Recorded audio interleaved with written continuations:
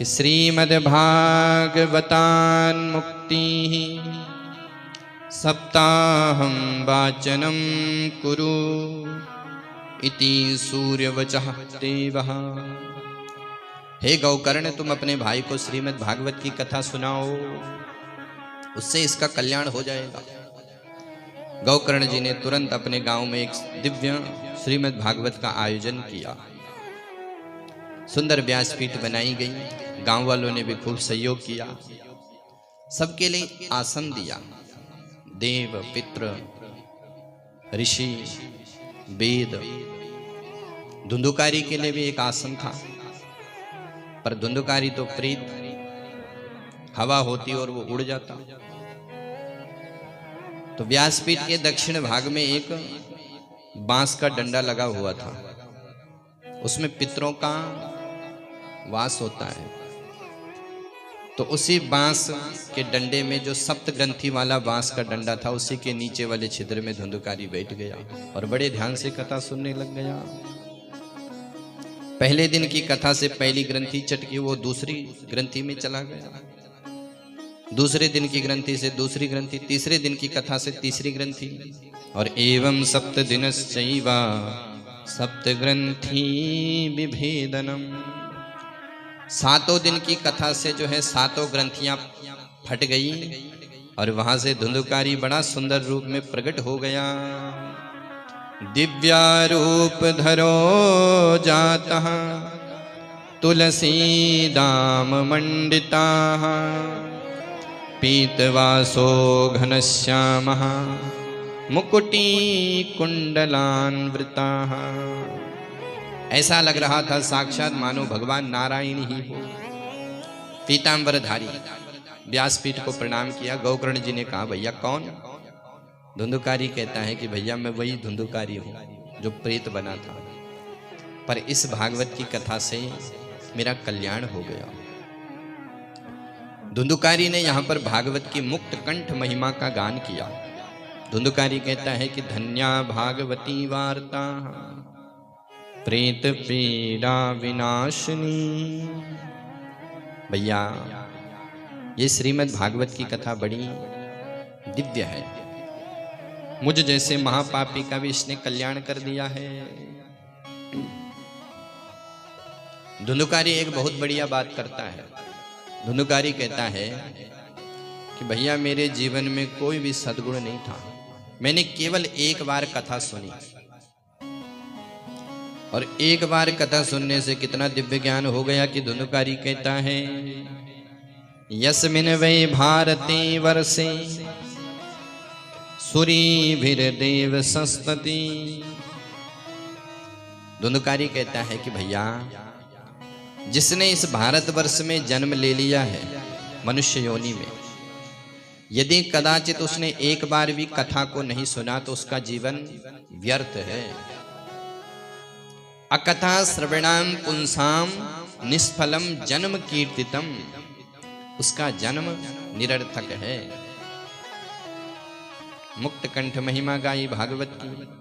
उसी समय विमान आ गया, और जैसे विमान आया तो धुंधुकारी विमान में चढ़ गया, और जैसे विमान उड़ने लग गया तो लोग देखने लग गए।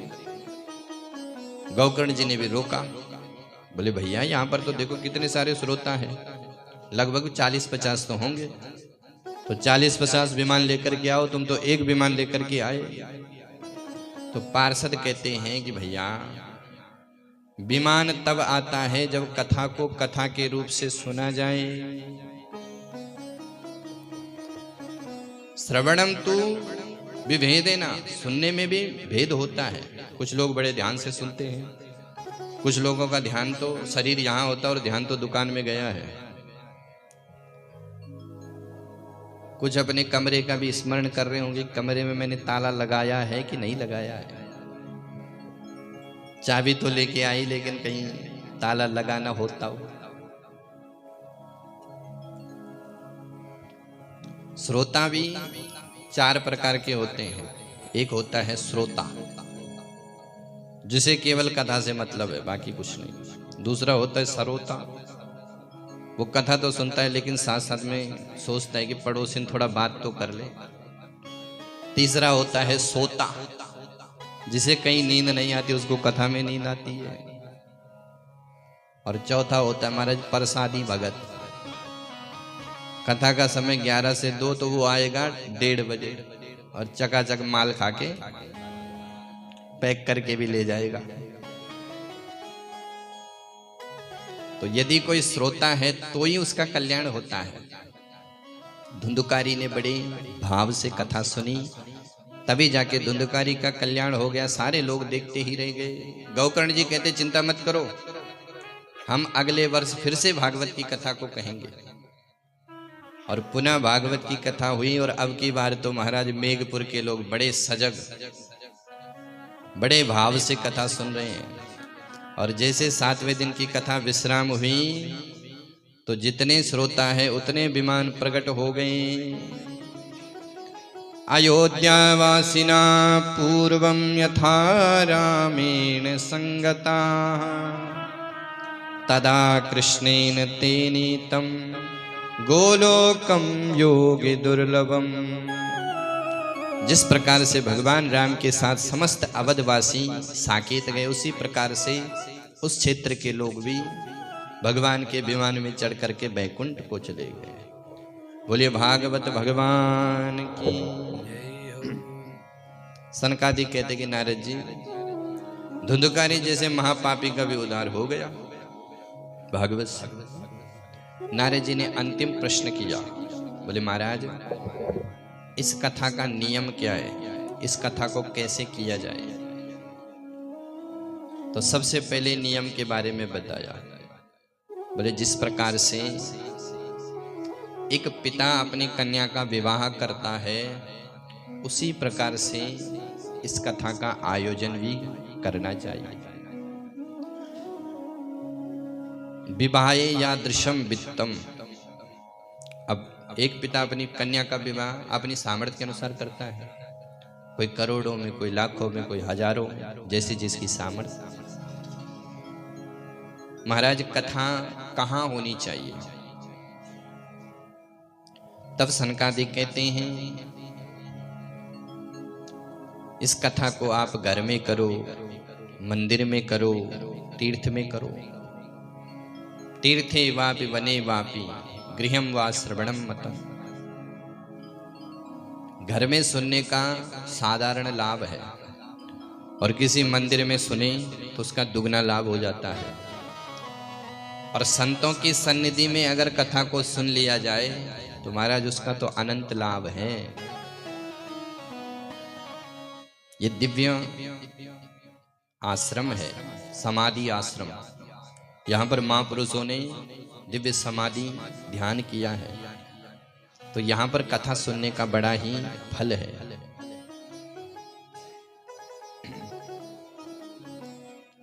महाराज वक्ता के क्या नियम है? तब सनकादिक कहते हैं कि हे नारद, वक्ता का चयन बड़ी विवेक पूर्वक करना चाहिए। वक्ता विरक्त होना चाहिए, वैष्णव होना चाहिए, दृष्टांत में कुशल होना चाहिए। विरक्तः वैष्णवो विप्रः। सबसे पहली शर्त है विरक्त होना चाहिए। विरक्त का मतलब संसार में ज्यादा आसक्त न हो। वैष्णव विष्णु भक्त होना चाहिए और ब्राह्मण होना चाहिए। दृष्टांत कुशलो धीरः। दृष्टांत देने में कुशल होना चाहिए। अनेक धर्म ग्रंथों की बात समझा समझा करके कथा सुनाई। जिसने परंपरागत भागवत को पढ़ा हो उसी के मुख से कथा सुननी चाहिए। आजकल तो कथाओं की महाराज बड़ी बाढ़ आ रखी है और ऐसे ऐसे कथा वाचक भी हैं जिनको अभी प्रथम श्लोक का उच्चारण करना नहीं आता, लेकिन कथा कर रहे हैं। भजन के बल पर, संगीत के बल पर कथा सुना रहे हैं। तो हम श्रोता हैं और श्रोताओं का एक धर्म है कि हम उसी के मुख से कथा सुने जो परंपरागत आचार्य हो, जिसने परंपरा से पढ़ा हो। क्योंकि व्यासपीठ का प्रमाण बड़ा ही दिव्य होता है। अगर इस व्यासपीठ से किसी ने कोई गलत बात कर दी तो समाज में वो जो है वो भ्रम के रूप में पैदा हो जाएगा। इसलिए शास्त्र की बात को ही श्रवण करें। शेरो शायरी चुटकुले इस व्यासपीठ से नहीं होनी चाहिए। मनोरंजन की दृष्टि से इस कथा को जीवन में नहीं लेना चाहिए। ये कथा कैसी है? भवो सदी सोत्र मनो विरामा। भवरोग की ये मीठी दवा है। भवरोग संसार का जो रोग है, पर संसार के लोग कहते हैं कि साहब दवाई तो है लेकिन थोड़ा फीकी है, कड़वी ज्यादा है, तो क्या करें? बोले संगीत का शहद मिला लो इसमें। भाई जो आयुर्वेदिक दवाई होती है वो कड़वी बहुत होती है, तो क्या करते हैं? बोले शहद के साथ मिलाओ और उसको खा लो। लेकिन लोगों ने क्या कर दिया? बोले साहब दवाई को तो रहने दो, केवल शहद शहद खिलाओ तो शहद से बीमारी ठीक होगी क्या? शहद के साथ आप दवाई खाओ तो कुछ ना कुछ फर्क पड़ेगा। पर लोगों ने केवल शहद को ही खाना चालू कर दिया। महाराज हमको तो चकाचक भजन सुनाओ, कथा से हमें कोई लेना नहीं है, तो कल्याण होने वाला नहीं है। कथा भी सुनो और साथ साथ अगर कथा थोड़ा फीकी लग रही है तो संगीत का शहद ले लो इसमें, फिर आनंद है। पर मुख्य उद्देश्य है कथा को सुनना, क्योंकि ये भवरोग की दवाई है और जब तक दवाई नहीं खाओगे तब तक कल्याण होने वाला नहीं है। तो विरक्तः वैष्णवो विप्रः वेद शास्त्र विसुत्कृता दृष्टांत कुशलो धीरा तेन कार्यो तेन स्पृहा। ये वक्ता के नियम है। अच्छा साहब श्रोता के नियम क्या? बोले श्रोता को 7 दिन तक निराहार रहना चाहिए, श्रोता और वक्ता दोनों को ही। नारद जी कहते महाराज फिर तो सुन ली हमने कथा। अरे निराहार कौन रह सकता है? बोले निराहार नहीं रह सकते हैं तो घृतम पानम घी पी करके रहो। नारद जी कहते महाराज घी के लिए तो डॉक्टर ने मना कर दिया। बोले चुपड़ के भी रोटी मत खाओ, कोलेस्ट्रॉल बढ़ जाएगा। बोले तो पया पानम दूध पी करके कथा सुनो। बोले महाराज फिर भी बात ना बने तब? बोले फलाहारम, फलाहार खा के कथा सुनो। और फिर भी अगर बात न बने तो फुलाहारम, फुल आहार खा के आओ। भोजनम तो वरम मन्ने कथा विघ्न करो यदि। बोले भोजन न करने से अगर कथा सुनने में विघ्न आ रहा है, हो जाता कई बार, अपनी अपनी आदत होती है। भूखे पेट कथा में आए, अब कथा को आधा घंटा हुआ नहीं कि भूख लग पड़ी, तब तक वहां से खुशबू भी आ गई। अब पूरा ध्यान वहां जा रहा है कि पंडित जी कब आरती करें और कब हम भंडारा खाएं। इससे बढ़िया ये है कि खा के आओ और चकाचक कथा सुनो। एक बार हमें ऐसे कथा सुना रहे थे कि 7 दिन तक निराहार रहो, तो एक माता जी ने उसको अपने जीवन में धारण कर ले। बोले हम तो 7 दिन तक निराहार रह करके कथा सुनेंगे। तो 3 दिन तक तो माता जी आगे बैठी, चौथे दिन गायब हो गई। हमने पूछा बोले माता जी कहाँ गई? तो घर वाले कह रहे हैं कि पंडित जी माता जी बड़ी हटी है, हमने उनको बहुत समझाया कि कुछ खा लो कुछ खा लो, वो नहीं खाए तो अब हॉस्पिटल में ग्लूकोज चढ़ा हुआ है। तो ऐसी हट भी नहीं होनी चाहिए। सामर्थ्य के अनुसार व्यक्ति को व्रत करना चाहिए। श्रोताओं को अनेक नियम का पालन करना चाहिए। ब्रह्मचर्या मदा सुक्तः पत्रावल्या च भोजनम नोपवासो वरम प्रोक्तो कथा विघ्न करो यदि। इस कथा से अनेक रोग को दूर किया जा सकता है।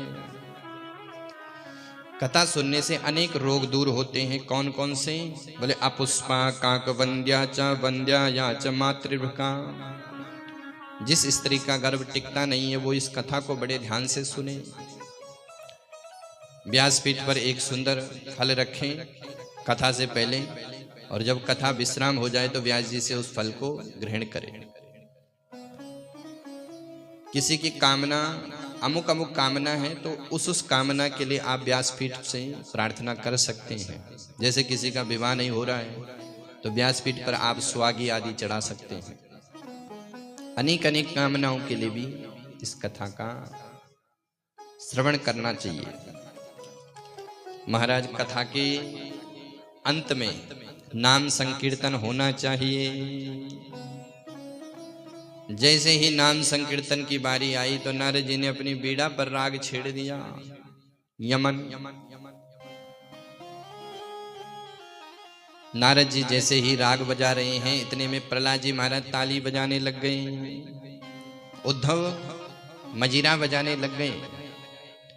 प्रहलाद स्थालधारी तरल गति तया उद्धव कांशधारी वीणाधारी सुररसी स्वर कुशल तया राग करतार्जुनो भूत। अर्जुन राग पर आलाप भरने लग गए। इंद्र मृदंग बजा रहे हैं। सनकादिकों को गाना वाना नहीं आता है तो सनकादिक जय हो करके श्रोता समुदाय का उत्साह वर्धन कर रहे हैं। यत्राग्रे भाव भक्ता सरसर चनया व्यास पुत्रो बभूवा। व्यास पुत्र सुखदेव जी महाराज अपने मधुर कंठ से श्रीमद् भागवत के दिव्य श्लोकों का गान कर रहे हैं। गायन वादन और नृत्य, संगीत की 3 कलाएं होती है, गायन वादन और नृत्य। तो गायन भी हो रहा है, इंद्रादिक देवता मृदंग पर थाप बज रहे हैं तो वादन भी चल रहा है, पर नृत्य की कमी हो रही थी। तो नृत्य की कमी कौन पूरी करे? उसी समय जो है भक्ति महारानी अपने दोनों पुत्रों को लेकर के हरिद्वार में आई और ताता थैया करके नाचने लग गई। ननर्त मध्ये त्रिकमेव तत्रम भक्त्यादिकानं नटव